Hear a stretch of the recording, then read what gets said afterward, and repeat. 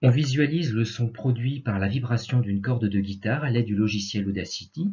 On observe alors un signal complexe mais néanmoins périodique, c'est-à-dire qui est constitué de la répétition d'un même motif élémentaire.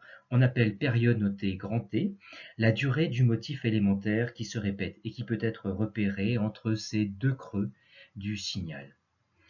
La fréquence du son est par définition l'inverse de la période du signal. La période doit être impérativement convertie en secondes pour calculer la fréquence en Hertz.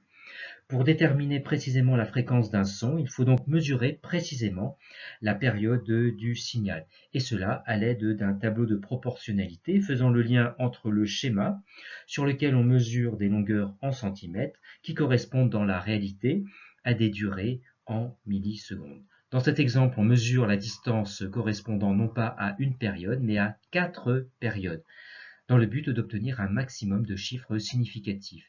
Ici, ces 4 périodes s'étalent sur une longueur de 3,1 cm. La deuxième ligne du tableau représente l'échelle du graphique. Ici, 15 millisecondes s'étalent sur une longueur de 2,9 cm.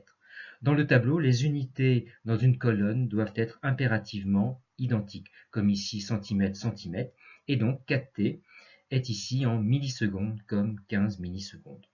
On réalise le produit en croix qui donne 4T égale 3,1 fois 15 divisé par 2,9.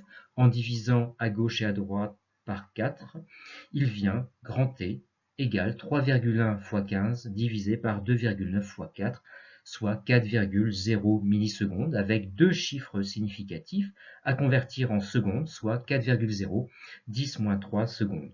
On en déduit enfin la fréquence grâce à la formule fréquence égale l'inverse de la période, soit 2,5 10 puissance 2 Hz, en conservant deux chiffres significatifs.